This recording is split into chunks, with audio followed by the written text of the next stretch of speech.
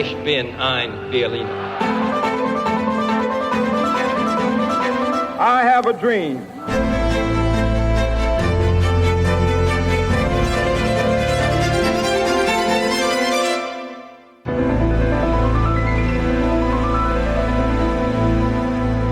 Olá, bem-vindos ao novo episódio de A História Repete-se, com Lourenço Pereira Coutinho e comigo, Margarida de Magalhães Ramalho. Olá, Lourenço. Olá, Margarida. Hoje vamos ficar a conhecer Amélia de Luxemburgo, segunda mulher do primeiro imperador do Brasil, que por pouco tempo foi também rei de Portugal. Referimos-nos a Dom Pedro IV, o Libertador. Connosco está a investigadora luso-brasileira Cláudia Tobé Witt, membro do Instituto Histórico de Petrópolis e do Freundkreis Luxemburgo e autora de vários livros sobre a monarquia brasileira, nomeadamente Amélia de Luxemburgo, Imperatriz do Brasil e Duquesa de Bragança, cuja pesquisa se estendeu por 20 anos. Olá, Cláudia, bem-vinda. Olá, Margarida. Obrigada pelo convite. Olá, sou a Georgina Angélica. Eu sou a Paula Cardoso. Juntas criámos o Tal Podcast, um espaço de conversas reais, profundas e sem filtros. Todas as quintas-feiras damos a conhecer novas pessoas com ideias e trajetórias que inspiram mudança. Podem ouvir-nos em todas as plataformas de podcast e nos sites do Expresso e SIC Notícias.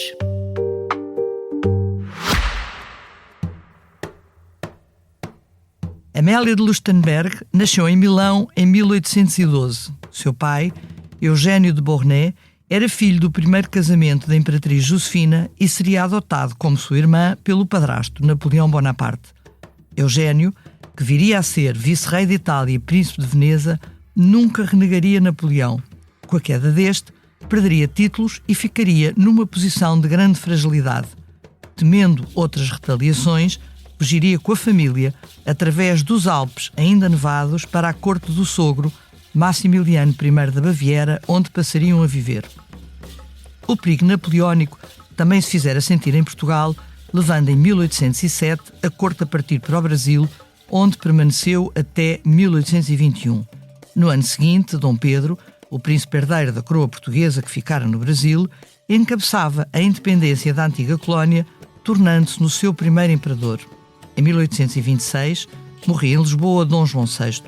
Dom Pedro assumiria por pouco tempo a coroa portuguesa, outorgaria uma carta constitucional, abdicando em seguida na filha mais velha, Dona Maria da Glória.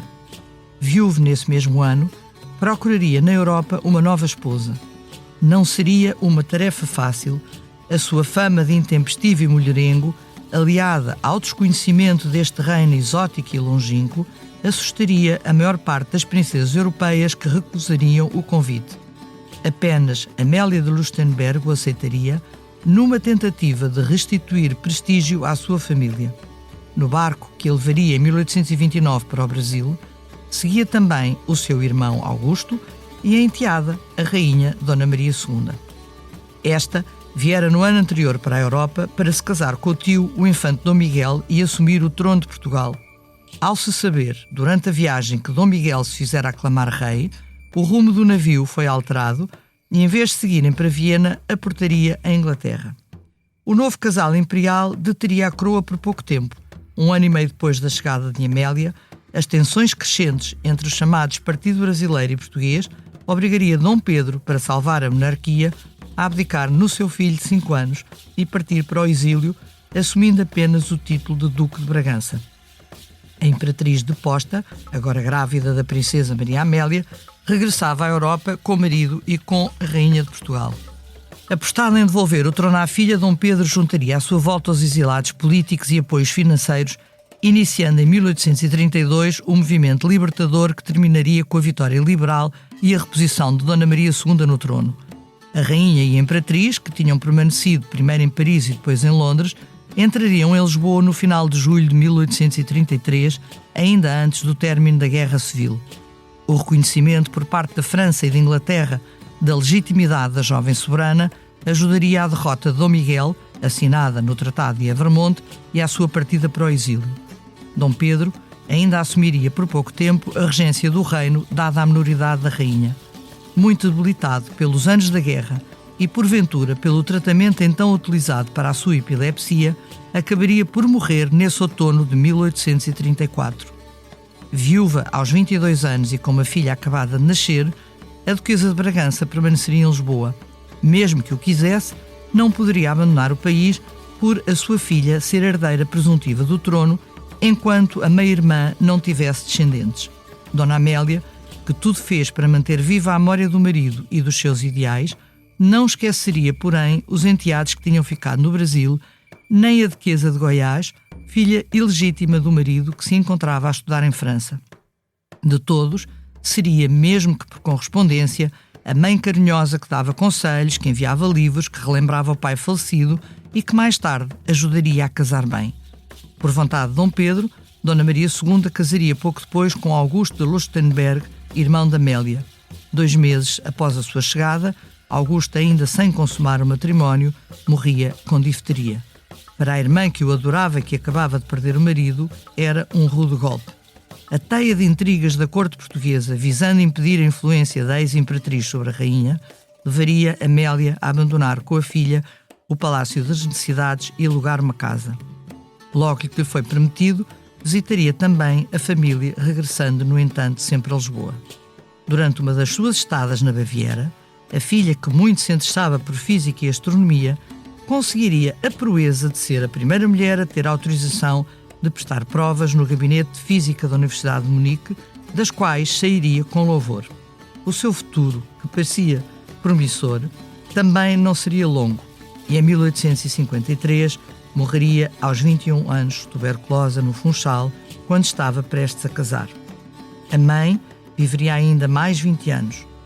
Ela, que desde jovem se dedicara à filantropia e pertencera à primeira sociedade contra os maus-tratos aos animais, apoiaria, tanto em Portugal como em Munique, várias instituições de proteção à infância e às viúvas. Criaria ainda 2 instituições que ainda existem: um hospital no Funchal para tuberculosos pobres, hoje Fundação Princesa Maria Amélia, e um orfanato em Munique. Nunca esqueceria os enteados, nem deixaria de morrer a memória do marido, que outorgara 2 constituições, a brasileira e a portuguesa. Cláudia, isto é uma mulher extraordinária, com uma vida muito curiosa, mas com grandes tragédias durante este tempo. Sempre que ela tem, de facto, momentos importantes, alguém que lhe morre de uma forma inesperada. A vida pessoal da Amélia foi realmente muito trágica. Ela perde o pai cedo, ela vai para o Brasil com a expectativa de nunca mais voltar para a Europa, ser imperatriz desse grande novo país e assumir os filhos do marido, que eram muito pequenos ainda na época. A ida dela para o Brasil, nesse contexto de segunda esposa e de madrasta dos filhos do imperador, também tinha um papel político importante nessa consolidação da monarquia constitucional no Brasil. Porque tanto no Brasil como em Portugal, Dom Pedro dá a primeira Constituição, como a gente vê no Brasil, a segunda em Portugal. Mas, de qualquer maneira, é um período de grandes turbulências, muitas guerras, muitas revoltas. Ele acaba abdicando de 2 coroas que ficam para 2 crianças. E o papel da Amélia ao lado dele acaba esvaziado com a abdicação e depois com a morte precoce dele. Então, tudo que ela imaginava realizar acaba ficando num segundo plano, porque ela não é mais uma figura mãe da rainha, ou imperatriz, ou rainha reinante, ou qualquer regente, ou qualquer coisa. Ela fica quase que num limbo. Inclusive, não existe nem título para ela na corte. A ideia da Duquesa de Bragança, que ela adota, porque ele adota o Duque de Bragança, que faz muito sentido no momento das guerras liberais, em que ele invoca o antepassado, Dom Nuno Álvares Pereira, o condestável, o Duque de Bragança, que vai surgir depois, né, nos descendentes dele. Toda essa aura militar e heróica que ele evoca com o título de Duque de Bragança, para ela, não garante nenhuma posição na corte.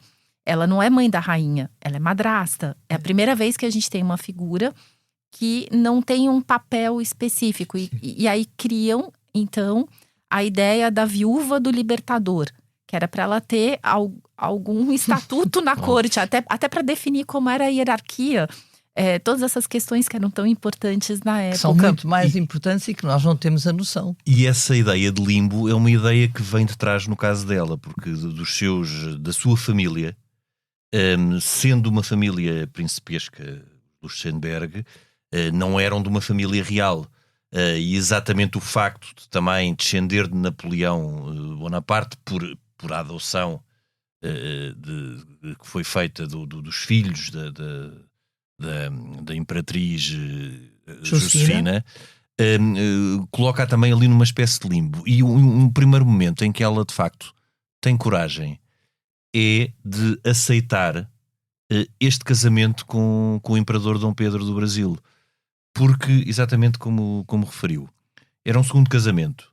Dom Pedro já tinha herdeiros, se bem que na altura tinha apenas um herdeiro varão, um herdeiro masculino, foi o futuro Dom Pedro II. Mas caso acontecesse qualquer coisa com ele e ela viesse a ter varões, seria um filho dela que poderia herdar a coroa brasileira. Mas em todo o caso, ir na altura para a América do Sul, para uma zona completamente desconhecida, exatamente com essa perspectiva de dificilmente poder voltar à Europa, e para uma zona completamente diferente, terrível, como era a Alemanha, sair da Baviera. Deve ser terrível. E sendo uma família que também andou ali muito em bolandas, porque não podia entrar em França depois da queda e da abdicação de Napoleão Bonaparte, não podendo entrar em França, estando também a viver em Itália, na Baviera, andou sempre ali um bocadinho sem um poiso. Pelo que nós percebemos pelo livro da Cláudia, inclusivamente na própria Baviera, a partir do momento em que o pai da Augusta, que é a mãe da nossa biografada hoje, o irmão, quando sobe, Luís I da Baviera, não lhe faz a vida nada fácil. Pois não. Portanto, também há aqui uma ideia de procurar algo de diferente e de encontrar, eventualmente, porque o Imperador Dom Pedro também procurou outras candidatas para um segundo casamento. Procurou muitas. Pelas características pessoais que ele tinha, como mulherengo e alguém que não era fácil. De facto, o Imperador Dom Pedro tinha aquilo que se pode chamar um feitio histriónico. Para além disso, o facto de ser um segundo casamento e de já existirem herdeiros do primeiro, porque muitas vezes o que acontecia era que estes segundos casamentos eram desejados pelos soberanos exatamente porque não tinham herdeiros, ou pelo menos herdeiros varões do primeiro casamento. Neste caso, ela iria ter um estatuto sempre relativamente subalterno, e teve o grande azar de ter-se casado em 1829, e pouco tempo depois Dom Pedro é forçado a abdicar do trono brasileiro, exatamente por estes conflitos que existiam não só entre o Partido Português e o Partido Brasileiro, mas também entre Dom Pedro e o Parlamento e as Cortes Brasileiras.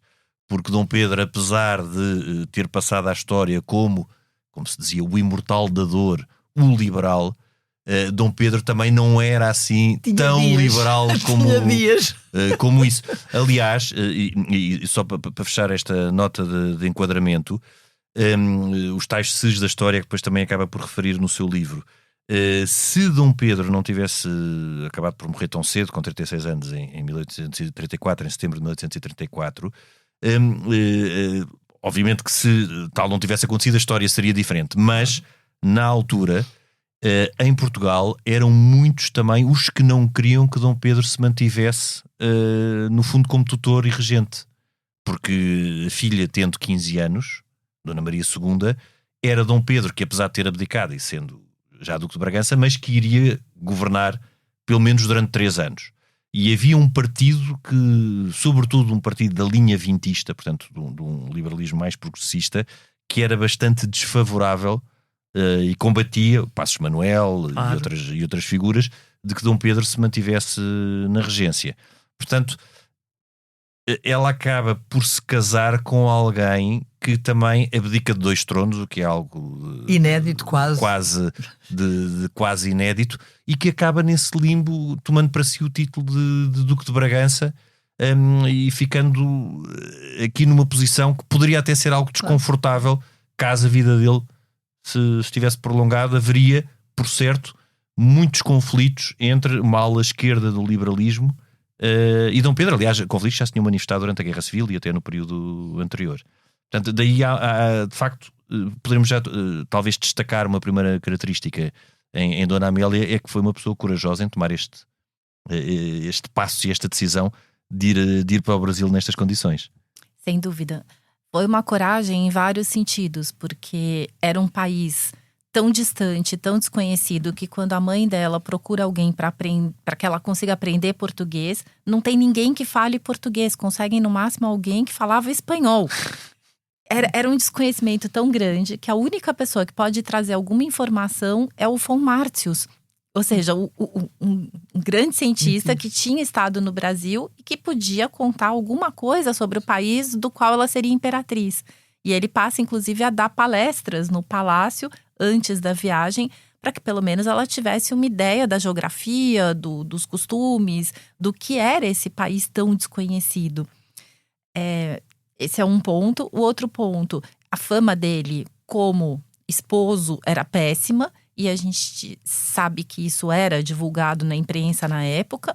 Então, de fato, para uma menina de 16 anos, ela vai casar com 17, 2 dias antes, acabados de fazer. Então, com 16 anos, durante todas as negociações, ela acreditou no que ela quis acreditar e acreditou que seria capaz, né, de fazer diferente do que a Imperatriz Leopoldina tinha feito. E de facto, de certa forma, fez. Eu acho. Porque, pelo que expõe aqui no livro, Dom Pedro começa-se a comportar de uma forma mais, pelo menos em ter algum cuidado. E depois também há aqui um outro aspecto interessante, que é o grande cuidado que Dona Amélia terá com os seus enteados que a tratam por mãe. Sim. Não é? Ou por uma mãe, sendo brasileiro. A não ser a Maria II, que ainda conheceu a Leopoldina e perde a mãe com 7 anos. Não que seja uma vida, mas enfim, 7 anos já tem alguma memória. Claro. Os outros irmãos, quando perdem a mãe, eles têm 4, 3, 2 e 1. Ou seja, eles não vão guardar nenhuma memória da mãe. Então essa figura materna que chega muito jovem, bonita, carinhosa, alegre, com um irmão que se ajoelhava no chão para brincar de cavalinho. Toda essa vida familiar muito carinhosa, para eles vai ficar marcado por toda a vida e vai ser a única referência que eles vão ter de mãe. Para Maria II, a situação é diferente. Além dela ser rainha, dela ser mais velha, dela ter lembrança da mãe, ela convive de perto durante muitos anos com a madrasta. Então vai ser uma relação com altos e baixos ao longo da vida. É um bocadinho como mãe e filha, no fundo. Sim, a gente vê que a viagem, né, da Europa para o Brasil, elas se aproximaram muito, tanto que chegam no Rio de Janeiro e não querem ser afastadas. A primeira ideia é que a Maria II vá viver numa casa onde ela então manteria uma corte portuguesa, daria os beijamãos e faria toda… Enfim, o protocolo que seria expectável. Toda a posição dela enquanto rainha, enquanto que no Palácio de São Cristóvão, ali muito pertinho, mas uma outra casa, continuaria então a vida da corte imperial brasileira, onde estaria o pai, a madrasta e os irmãos.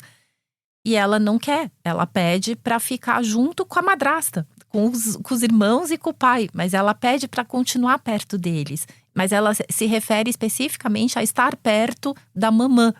Então, existe um carinho grande nesse primeiro momento que vai ser, claro, muito abalado depois, durante o exílio. Porque ela fica adolescente e, lógico que as relações entre uma criança e uma adolescente com a mãe ou a madrasta mudam. É uma fase muito instável, Dom Pedro está na guerra, não se sabe o desfecho daquilo, o que vai acontecer no futuro se tudo der errado.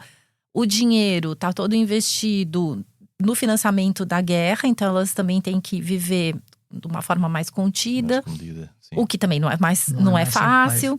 E, lógico, a gente tem sempre essa questão das cortes. Então, a corte, por menor que fossem, 2, 3 damas de uma, 2, 3 damas da outra, cada uma, lógico, procurava puxar o poder para o seu lado. Porque Dona Maria II também estava num limbo, tanto no Brasil como depois no exílio, porque, no fundo… É um caso inusitado. No Brasil convivia uma corte imperial e um imperador com alguém que por esse imperador era reconhecido como uma rainha de facto. Como referiu, Dona Maria II, até muito tarde, a chamada causa de Dona Maria II, como se dizia na altura, foi uma causa com poucas possibilidades de sucesso. Até, isso também é referido no livro, até 1830, até as alterações nos governos em França e no Reino Unido para governos mais pró-liberais, e sobretudo os ses da história, se Dom Pedro não tivesse sido forçado a abdicar do trono brasileiro. Provavelmente, se Dom Pedro não tivesse sido forçado a abdicar do trono brasileiro, a história a chamada diferente. Causa de Dona Maria II nunca teria vingado. Porque foi quando Dom Pedro muda. Há ali também por parte dos brasileiros, portanto, essa rivalidade entre portugueses e brasileiros no Império Brasileiro, nos primeiros anos do Império Brasileiro, também tinha muito a ver com esta interferência ou não na política portuguesa. E no caso português, Dom Miguel, desde 1828, foi rei de facto, ou seja, exerceu o poder sem grande contestação, reconhecido pelo Vaticano, por Espanha, pelos Estados Unidos. E apesar das outras potências estarem mais ou menos a esperar para ver, até por uma questão do princípio da legitimidade dinástica defendida muito pelo chanceler austríaco Metternich, era muito improvável que a causa de Dona Maria II vingasse se Dom Pedro não tivesse sido forçado a abdicar do trono brasileiro e viesse para o espaço europeu, primeiro para a Ilha dos Açores e depois para Portugal. E Dona Maria II fica, de facto, durante muitos anos, toda essa fase da adolescência até aos 15 anos, até que ela pela primeira vez chega a Portugal, nesse limbo e numa expectativa do incerto absoluto em relação ao seu futuro. Tanto que nesse período a gente tem as cartas de Dom Pedro para a filha, de longe do cerco do Porto, tentando orientar que ela se dedique aos estudos, que ela coma menos. E aí a gente já percebe essa questão da ansiedade que ela tenta compensar com a comida. Uma coisa tão familiar para tantas pessoas. Não é? Então a gente imagina, nesse período, ela tem 12, 13, 14 anos, está separada dos irmãos, com a madrasta. Claro, tem a irmãzinha que acabou de nascer, mas é um bebê. E ela, então, nesse período, procura se acalmar da maneira que pode. A gente percebe que deve ter sido muito tenso, um período muito instável. Muito complicado para ela, com muito certeza. difícil como menina. Mas eu acho que a questão da causa constitucional, claro que a gente está aqui especulando no campo dos ses. Sim. Mas eu acredito que era um processo inexorável. A instauração de uma monarquia constitucional aconteceria talvez dali 10 ou 20 anos, como acabou acontecendo. E se não fosse a Dona Maria II, em algum momento, eu não acredito que Dom Miguel tivesse conseguido se manter no trono e manter uma... Poderia acontecer como, por exemplo, aconteceu nas duas Sicílias, que foi bastante mais tarde.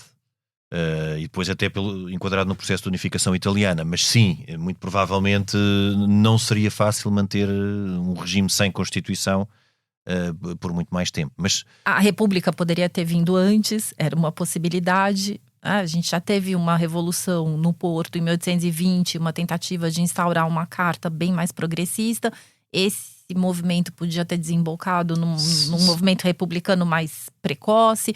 Enfim, tem vários cenários que a gente nunca vai saber. Como aconteceu em Itália, de certa forma, em Roma isso aconteceu. Sim, isso é tudo no campo hipotético. Da conjectura. Mas eu acho que o Dom Pedro, ele tinha uma personalidade muito arrebatada, que fazia com que ele fosse, muitas vezes, a pessoa certa na hora certa para tomar certas atitudes que, de outra maneira, não teriam acontecido. Ele era voluntarioso. Ele tinha também essa ideia do herói romântico, muito e acaba por imbuída. agregar muitas das pessoas à volta precisamente por isso, porque é uma pessoa carismática também, acaba por agregá-las. Sim. Ele mesmo durante o cerco do Porto acaba por ter também esse papel e conseguir, no meio de todas as confusões que se vão gerar, imaginando uma cidade que está cercada durante um ano, em que a certa altura já há fome, já há uma série de coisas e sempre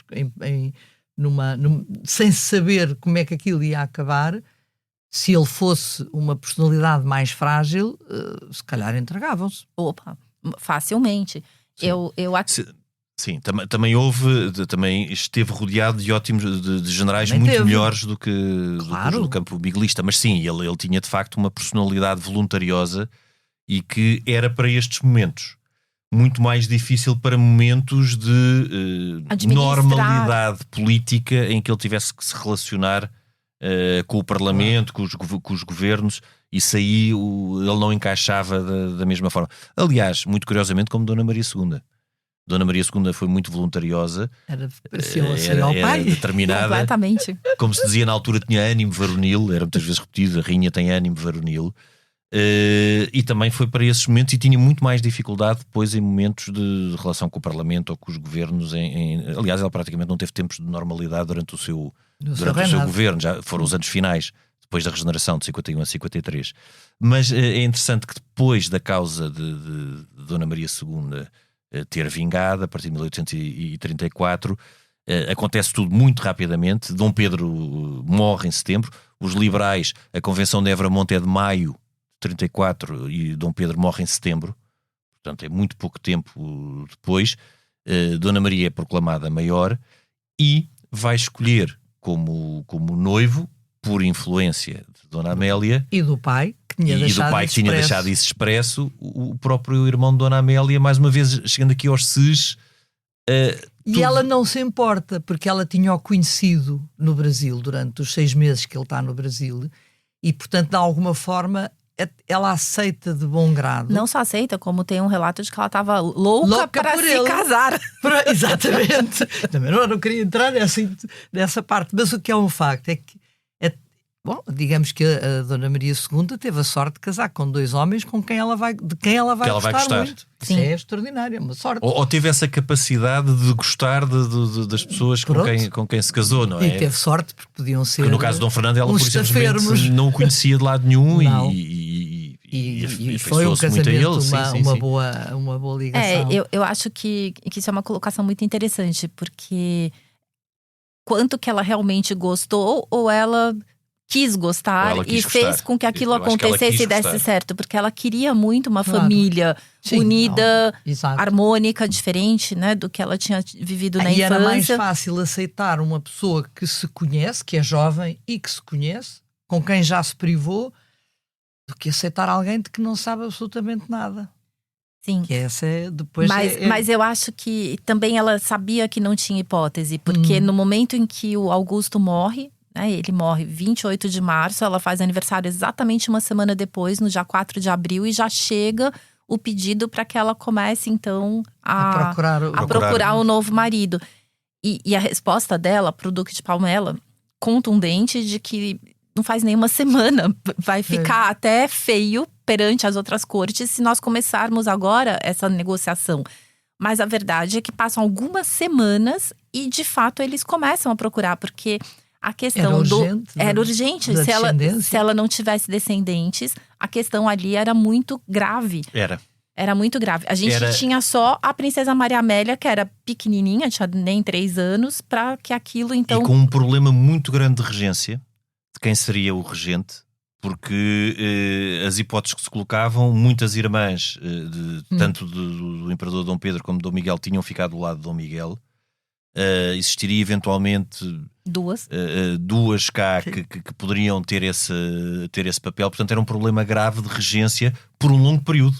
Exato. Porque com crianças aquilo elas iam ter que ter uma tempo regência para crescer, Sim. Portanto, era uma regência de cerca de uns 16, 17 anos no horizonte. Portanto, impunha-se esse casamento para assegurar a estabilidade da dinastia. E existindo também este facto curioso, é que os outros filhos de Dom Pedro foram, para todos os efeitos, considerados herdeiros do trono brasileiro. Os filhos do primeiro casamento, com Dona Leopoldina. Essa divisão também foi uma coisa muito complicada, porque, como tudo na vida do Dom Pedro, era muito tumultuado. Porque essas crianças nasceram durante o processo da independência. Então a gente fala, a independência foi em 1822, o Grito do Ipiranga, porém o reconhecimento só se deu no final de 1825. Então todas essas meninas que nascem entre 1819, que é o nascimento da Dona Maria da Glória, até 1825, elas vão nascer a princípio ainda no tal Reino limbo Unido, ainda. mas também é um outro limbo. E só o Dom Pedro II é que nasce em dezembro Claramente de depois 1825, do tratado. 2 semanas depois da assinatura do tratado. Se tivesse nascido um pouco antes, já era estava o problema. na mesma. Mas houve um momento em que foi necessário isso ser esclarecido. A regência no Brasil, quando Dom Pedro abdica, sobe uma regência, porque Dom Pedro II tem 5 anos de idade, então, obviamente, também foi necessário uma regência. E aí, então, é feita uma lei em que se divide. Dona Maria II é rainha de Portugal e tem que abrir mão de qualquer direito sucessório no Brasil, Brasileiro. enquanto as irmãs têm que abrir mão de qualquer direito sucessório em Portugal, porque nasceram nesse processo entre 22 e 24. E o Dom Pedro II não tem dúvida nenhuma, mas se Dom Pedro II morre, aí então tem que assumir uma das irmãs. E como funciona? Se assume a mais velha e a Maria II é rainha de Portugal, anula todo o processo da independência. Então era preciso separar. Você é Portugal, você é Brasil. E a única que fica como coringa é justamente a filha da Amélia, a Maria Amélia. Ela só vai ter a sua nacionalidade reconhecida, ela vai ser apátrida até os 10 anos. Ela não é nem infanta portuguesa, nem princesa brasileira. Porque qual era o ponto?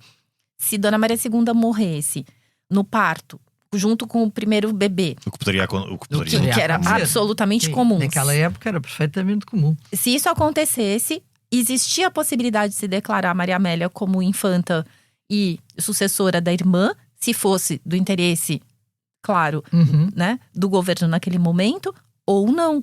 Ou podiam declarar que não, ela foi concebida ainda durante o período do governo do pai no Brasil, então ela pode ser considerada uma princesa brasileira. Mas era muito dúbio. E ela fica justamente em stand-by até os 10 anos. Porque o tipo de argumento que se usou para se considerar que Dom Pedro II era brasileiro, que foi depois do reconhecimento do Tratado de Independência, poderia perfeitamente ser usado para Dona Amélia. Porque ela nasceu numa altura em que o pai era imperador do Brasil. Portanto, isso poderia perfeitamente acontecer. O pior é que não, porque ela nasce no exílio. Ela já nasce no exílio, está bem. O argumento é que ela foi concebida ainda enquanto ele era imperador. Exato. Era bem dúbio. Mas isso é bastante dúbio, não é? Porque isso Totalmente. É o que conta é o nascimento. Para estes, claro, mas na verdade era isso. Ela fica como um coringa para, se fosse preciso, para um lado ou para o outro, para nenhum, de acordo com os interesses.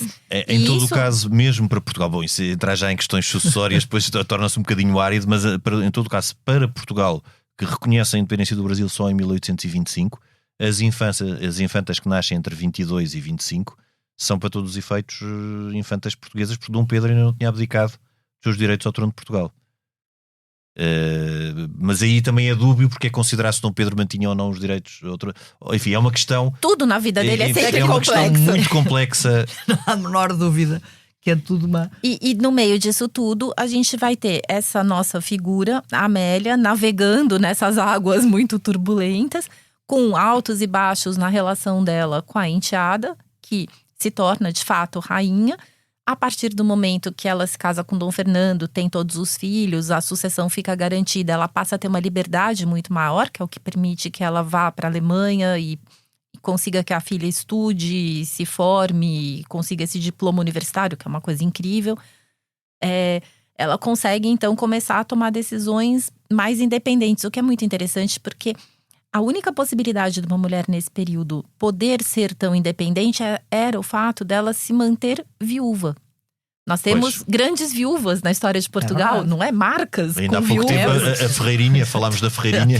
Exatamente. A partir do momento em que se casam, perdem esse estatuto. Deixava de ser a viúva do imperador, não é? Exatamente. Ou do libertador. Deixava de ser a viúva, deixava de poder decidir o que fazer com o seu tempo, com a sua vida, com os seus bens, com o seu dinheiro. Perdia a dotação. Então, se manter viúva não era só uma questão de foro íntimo e afetivo. Era também uma questão de independência em todos os sentidos. Até de como criar a filha, onde viver, o que fazer. E aqui põe-se uma questão que pôs na parte final do seu livro e que a mim também me intriga bastante, porque tudo indicaria que Dona Amélia esteve em Portugal naquele período de tempo em que a filha era presuntiva herdeira do trono português, ou poderia estar ali nessa situação, mas a partir de 1837, como disse, começam a nascer os filhos de Dom Fernando, que se dava bem com Dona Amélia, curiosamente, e de Dona Maria II, e ela nem se fixa na Baviera, quer dizer, vai bastante, mas nem se fixa na Baviera, nem volta para o Brasil. Mantendo uma correspondência e uma ligação. Sim, ela fica até mas morrer. mesmo com todos estes filhos, entre aspas, os enteados brasileiros, ela mantém uma relação muito, muito próxima, não é? Muito carinhosa até, mas sem voltar. Ela não volta. Inclusive, quando... Será que era que o Brasil a aceitaria que ela voltasse? No início, não. Eu acho que não. Existia primeiro essa questão, durante a regência, ela não era bem-vinda, porque, lógico, ninguém queria que fosse ela a influenciar as crianças. Queriam... Claro. Né? Mas a partir de 1840, quando a maioridade... 41, com a maioridade de Dom Pedro. Teria sido possível. Nesse momento, inclusive, é quando ela consegue negociar o reconhecimento da nacionalidade brasileira para a filha. Mas Dom Pedro, em seguida, já se casa, já começa a ter a vida dele, as irmãs também se casam, todas elas. É um período de muitos casamentos, em que também essas crianças já cresceram, e cresciam cedo, né? Casavam cedo. Sim. Então não fazia mais sentido, na década de 40, ela ir para o Brasil cuidar dessas crianças que estavam casando e indo embora.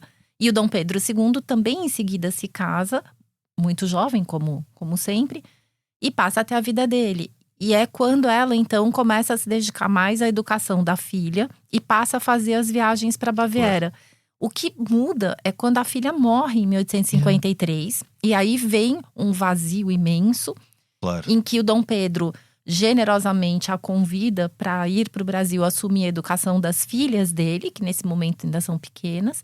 Mas ela está atravessando um período de luto, de depressão, em que ela não consegue, de jeito nenhum, vencer essa tristeza e recomeçar a vida no Brasil. Será que o que a agarrou em Portugal foi o facto de viver, não só de Dom Pedro ter morrido cá, obviamente, porque ela no Brasil também seria a mulher, não seria a imperatriz viúva, mas a imperatriz viúva de um ex-imperador, não é? Ou do imperador que tinha abdicado do trono. Será que o que depois ligou profundamente a Portugal foi o facto de ter vivido cá a maior parte do tempo com a filha e a filha ter crescido em Portugal e vivido... Eu acho que são vários fatores. Eu acho que tem a questão de que ela gostava, efetivamente, assim, a gente vê nas cartas quando ela tá na Baviera, ela morre de saudades. Então ela escreve, nessa época as flores já devem estar começando a brotar. Ela começa a lembrar de Lisboa com muito carinho. As cartas dela são sempre com muito carinho em relação a Lisboa. Então, de fato, ela gostava de viver aqui. Ela sempre gostou de viver na beira do Tejo. A gente via isso. Ela acaba por morar no palácio, que é hoje o Museu da Arte Antiga, e eu percebo como ela gostaria de viver ali. Sem dúvida. Então tem. Se bem que a Baviera também ela tinha tem paisagens. Sim. Ela tinha 2 palácios na Baviera, belíssimos, na beira de lagos alpinos, uma coisa deslumbrante. Eu presumo que ela nunca chegou a viver propriamente. Viveu. Em Stein, ela chega a viver. Passa umas temporadas. 4 anos. Ela chega a viver 4 anos, enquanto a filha justamente está estudando, se preparando para os exames com professores contratados por ela. Ela chega a viver. Ela não podia frequentar a faculdade, mas, no entanto, permitem que ela vá fazer os exames. Exato. Também tem graça. Tem muita graça. Ela consegue, são 4 anos que ela passa na Baviera, daí sim fixa. E nesse período ela convive com a corte, com família, com várias pessoas e intelectuais da época, muito por causa da filha. 4 anos que ela vive nesse Palácio de Stein, que é lindíssimo. E então, assim, na verdade foi uma opção. Não é que ela não tinha opção. No Brasil também ela teria sido, com certeza, muito bem recebida por Dom Pedro II, com todo amor e carinho. Mas ela preferiu ficar em Lisboa. Eu acho que tem essa questão de que ela gostava daqui, sem dúvida. Ela tinha as obras às quais ela se dedicava com muito afinco. A gente vê, por exemplo, em 1834, quando ela começa a cuidar das casas da infância desvalida, eles vão para o Ramalhão em determinado momento. Dom Pedro já está com a saúde muito debilitada, então eles vão para os ares da Serra de Sintra, vão para a Quinta do Ramalhão. Ela sai de manhã cedo, vem para Lisboa para cuidar das casas da infância e volta à noite para estar com o marido. Ela vem trabalhar para Lisboa, saindo de manhã, voltando à noite. Nessa altura, a viagem para Sintra não era exatamente o mesmo que é hoje. Bom, hoje em dia também com o IC19 também não é fácil. Se calhar. Mas ela levava 2 horas a cavalo para ir de manhã, 2 horas para voltar. Então ela levava muito a sério esse trabalho dela, que de fato teve um fruto muito grande, porque ela pega essa instituição com menos de 100 crianças atendidas, e quando ela morre a gente tem quase 5.000. Então, 5.000 é uma coisa fabulosa. crianças com um ensino profissionalizante. Aquilo não era só uma não era só um acolhimento. Sim. Não era mais do que exato. E não era só um trabalho, como parte da sua dotação também era canalizada para estas obras assistenciais. Portanto, da dotação e da herança que ela recebe do pai, esse dinheiro napoleônico que chega até ela investe em grande parte nessas obras de caridade e também no Hospital da Ilha da Madeira. Então isso se torna uma missão de vida, principalmente depois que a filha morre. Isso passa, quando ela supera esse primeiro momento depressivo, ela de fato se dedica de uma forma muito séria a esse trabalho e consegue angariar também o apoio de várias outras mulheres da nobreza que também se envolvem nesses trabalhos. A gente tem, por exemplo, depois a Madre Teresa de Saldanha, vai ser filha, exato, dominicanas.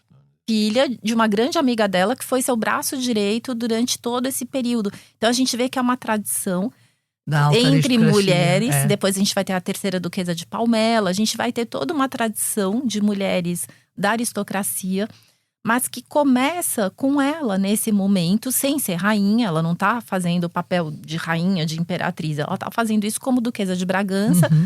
Mas aí vem o outro motivo pelo qual eu acredito que ela fica em Portugal. Além dessa obra, que para ela é fundamental, eu acredito que ela também tinha, se imbuído da missão de manter viva a memória do marido. O que era um ato político.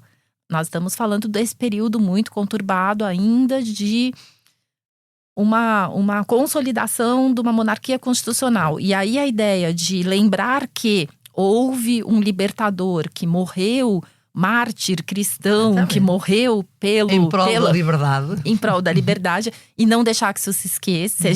Ela nunca deixa que isso esqueça, aliás. Mas isso, Dona Maria II também não. Dona Maria II tinha uma grande...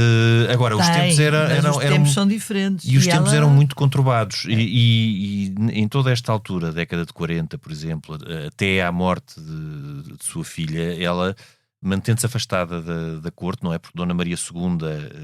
tem com ela esta tal relação de altos e baixos, mas curiosamente ela depois vai construir uma relação muito boa com o filho e herdeiro de Dona Maria II, com Dom Pedro V. No fundo estamos a falar até de Dom Pedro V, que era alemão por parte do pai, que se vai casar com uma princesa alemã, Dona Estefânia, parente dela, com quem ela também se dá bastante bem, parente, e com quem ela se dá bastante bem. E que também morre. Como o Dom Pedro V, muito nova e muito trágica. Ela, aliás, diz que morreu-lhe uma segunda filha, não é? Quase uma segunda filha, quando morre a rainha Dona Estefânia.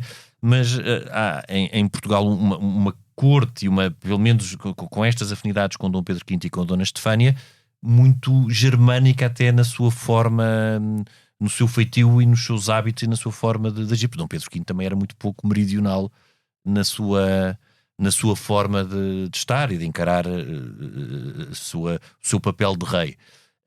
E há aqui de facto também um novo tempo em que Dona Amélia recupera algum protagonismo, que é o reinado de Dom Pedro V, inclusive é com uma questão que dividiu muito a sociedade portuguesa a partir de 58, que foi a questão das Irmãs da Caridade, em que há novamente uma grande divisão entre um liberalismo progressista que é contra a vinda das Irmãs da Caridade e tal grupo que ela faz de senhoras para manter da aristocracia que querem as Irmãs da Caridade. E que precisam delas, para tomar conta dos hospitais. Isto era um tempo da febre amarela e a tuberculose e a cólera tinham sido muito recentes. E a própria tuberculose, portanto, se elas não... Aliás, eu penso que ainda hoje, não tenho a certeza do que vou dizer, e a Cláudia me dirá, eu penso que ainda é as irmãs de São Vicente de Paula que estão no Funchal. Sim. Portanto, ela consegue esse estatuto quase que inédito, não é inédito, mas essa exceção, quando as outras já tiveram mesmo que sair, mas no Funchal elas vão se manter. E isso foi uma cláusula muito interessante. A Amélia não era nenhum gênio do direito, mas ela era bem assessorada.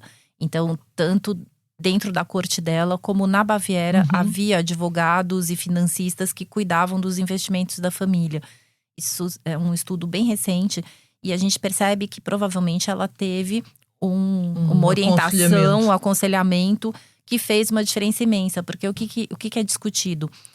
Dentro dos estatutos da fundação, hoje é uma fundação, mas enfim, na época do hospital, ela coloca a cláusula de que se não fosse exatamente como ela tinha definido, ou seja, as irmãs de caridade responsáveis pela administração e a separação das raparigas, dos rapazes, a questão de vários detalhes, são muitos detalhes em que ela coloca nesses estatutos do hospital.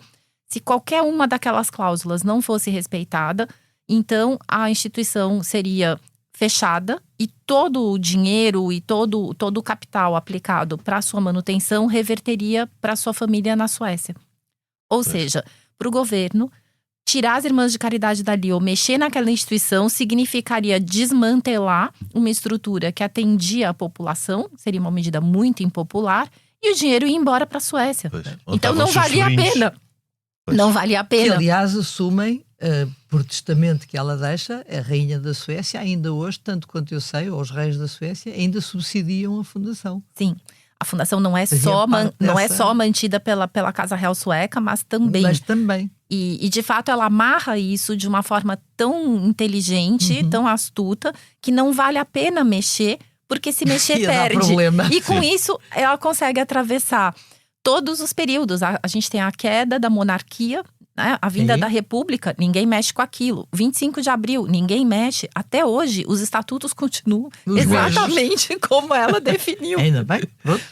Que a obra, pelos vistos, é uma obra interessante e que faz falta. Portanto, é bom que não. Claro que ela foi se modernizando, com com a questão da tuberculose ter sido muito melhor controlada. Aquilo pôde ter outros usos e outras finalidades. Claro. Que fazem muito mais sentido hoje em dia, mas o fato é que a fundação continua lá muito nos moldes do que ela idealizou, que de fato é uma coisa raríssima. É um legado extraordinário. E depois existem cerca de 20 anos, sobretudo depois da morte da filha, a década de 60, sobretudo depois também, não só da morte da filha, o reinado de Dom Pedro V, a partir da década de 60, com a subida de Dom Luís ao trono por morte de Dom Pedro V e a vinda de Dona Maria Pia, Dom Luís já não terá com Dona Amélia a mesma relação que tinha Dom Pedro V, e entramos nos 12 anos finais da vida de Dona Amélia, em que ela vive muito discretamente, ou pelo menos fora. Praticamente isolada. Aliás, o que é curioso, porque há algo de bastante diferente na corte portuguesa. Dona Maria Pia de Saboia, quando chega como a filha de Vítor Emanuel II, o primeiro rei de Itália, o tal que afrontou o Papa, e portanto é muito mal visto este casamento por setores mais conservadores. E existem aqui 3 núcleos dentro da família real que estão dispersos. O criado por Dom Luís e Dona Maria Pia, que está na ajuda, Dom Fernando, que se tinha casado uma segunda vez com a Condessa Dédla, e a Duquesa de Bragança, a Imperatriz Viúva, que vive também à parte, e também, exatamente pelo casamento de Dom Fernando e por ela não concordar com o casamento de Dom Fernando, também não tem relações de grande proximidade. Portanto, há um afastamento entre estes 3 núcleos que coabitam durante estes anos, década de 60 até década de 70, até à morte de Dona Amélia. E Dona Amélia, durante estes 12 anos, mantém-se nas janelas verdes, sem vontade de sair de Portugal. Isso é que é absolutamente extraordinário. Ou seja, ela já tinha criado a sua fundação, tinha as suas obras de caridade, as coisas estavam a andar. Mas entretanto também já tinha morrido a mãe. Já tinha morrido a mãe. E tinha morrido o irmão mais novo. Quase todos os irmãos quase todos tinham morrido. O que é que ela ia dizer para a Baviera? Ela achou que no fundo mais valia ficar aqui.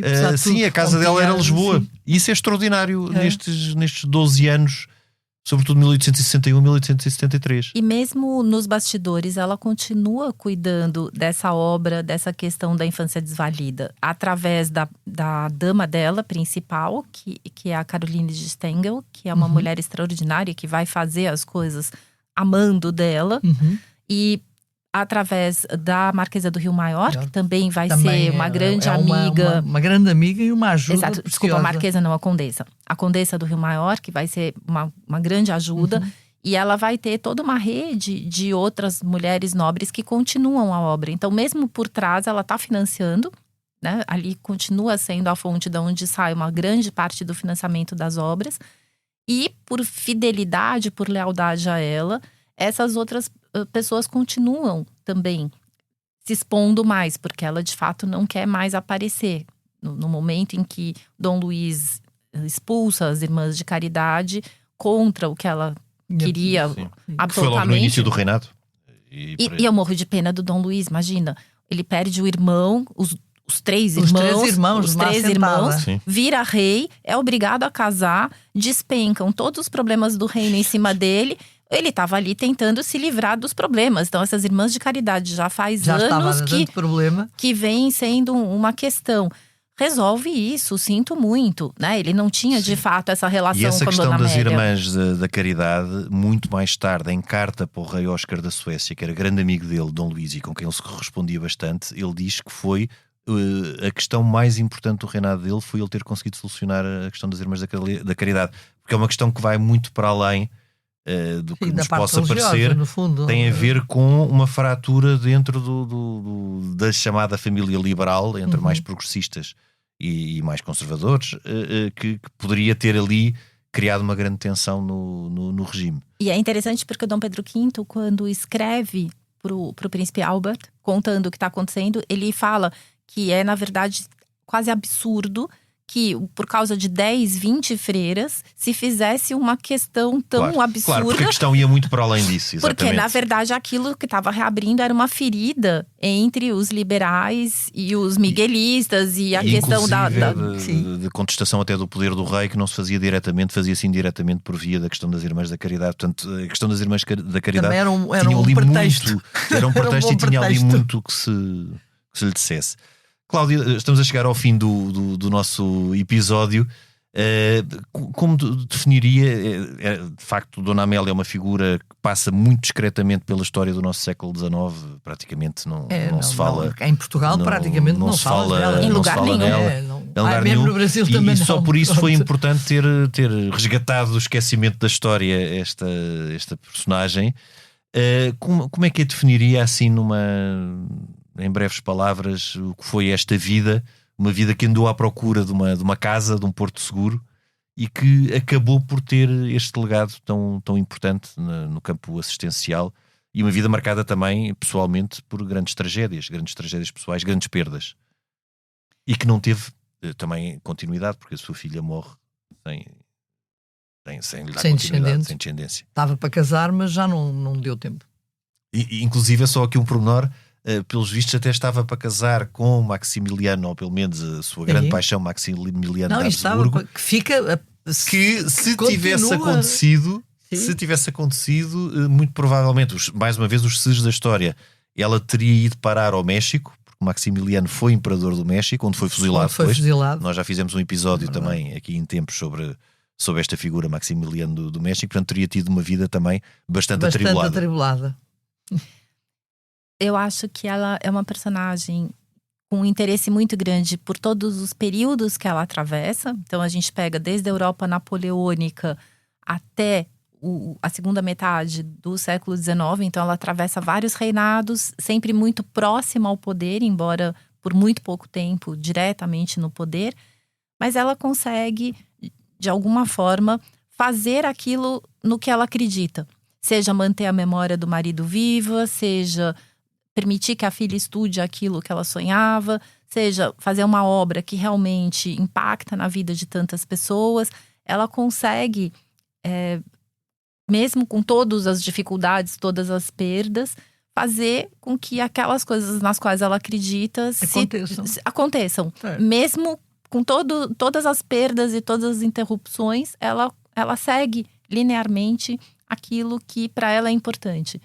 Então, nesse sentido, achei, ao ler o livro, achei que é uma personagem bastante curiosa, bastante interessante, com de facto o passar por uma época riquíssima do ponto de vista político e histórico, que também acabamos por pressentir, e por algumas contradições engraçadas, porque ela de facto é contra o casamento de Dom Fernando com a Condessa Dédala, uma série de coisas, mas, no entanto, ela é muitíssimo amiga da Duquesa de Goiás, filha ilegítima do seu marido. E protege-a até ao fim. Mas porque foi um pedido do próprio marido, não é? Ela tem acaba ela por ter também um... Não é por ser um pedido. Podia ser um pedido, mas eu acho que ela gosta genuinamente dela. Sim. Depois também ganhou a afeição. Entrega à mãe, inclusivamente, à mãe dela, e pede que tome conta. E toda a gente gosta. Portanto, é uma mulher de... Mas eu acho que a relação dela com o Dom Fernando e essa não aceitação do casamento é uma coisa que eu tenho imensa pena, porque ele foi a última pessoa a quem ela ainda poderia recorrer. E ela tinha amizade, e tinha uma amizade incrível. Então eu tenho muita pena dessa ruptura, mas eu entendo que para ela naquele momento era uma questão da imagem da monarquia. Exatamente. O medo dela era que esse casamento enfraquecesse a monarquia e de alguma forma foi bastante mal visto, e a corte, chamemos de Dom Fernando e da Condessa Dédala, ficará muito reduzida a diplomatas estrangeiros muito e isolados. Muito isolados. Não há praticamente e a saraus obrigatórios. Porque a Dona e mesmo Maria a questão da herança e tudo isso é uma forma que ela enxergava como um enfraquecimento da Casa Real. Eu acho que esse foi o ponto. Se ele pudesse ser feliz sozinho, independente, não fosse uma figura naquela altura, não seria uma questão, mas ele ainda representava a família real e a esposa, era rei, era rei viúvo. Então eu acho que foi nesse sentido que ela foi tão rígida, porque de fato ela não é tão rígida assim, nem com o sobrinho, nem com a duquesa. Pelos vistos, influenciar Leon Tolstói a escrever a Ana Karenina, pelo que eu fiquei a saber no seu livro, que essa história de amor do sobrinho com uma senhora teria sido a fonte de inspiração de Tolstói, de um dos livros mais extraordinários. E ela deixa uma grande parte da herança para esse sobrinho, mesmo sabendo do casamento dele. Claro. Tão desigual, né? Enfim. Então eu acho que assim, o preconceito dela não era tem pessoal. Mais a ver com o problema da monarquia. Eu acho que era uma visão do que poderia prejudicar a casa real portuguesa. Depois de todo o sacrifício que o esposo dela tinha feito morreu pela causa. E aí vem alguém estragar tudo. Exato. Eu acho que é nesse sentido. Não sei, a maneira como eu enxergo. Acho que sim. Não, é provável. Não o dever acima de tudo. Se alguém que conhece a Amélia de Lustenberg de uma ponta à outra, é Cláudia, teve 20 anos a coscovilhar arquivos por todo lado. Não pode haver ninguém que saiba mais sobre, ou aproximar-se mais daquilo que ela foi, efetivamente. E daí valer muito a pena ler Amélia de Lustenberg, Imperatriz do Brasil, Duquesa de Bragança, Cláudia Tomé Witt. Cláudia, foi um gosto tê-la no programa. Obrigado. Eu que agradeço. Foi ótimo. Margarida, nós até para a semana. Nós até para a semana. A gravação esteve a cargo de Salomé Rita e a sonoplastia do Gustavo Carvalho. Nós voltamos na próxima semana, noutro tempo e noutro espaço.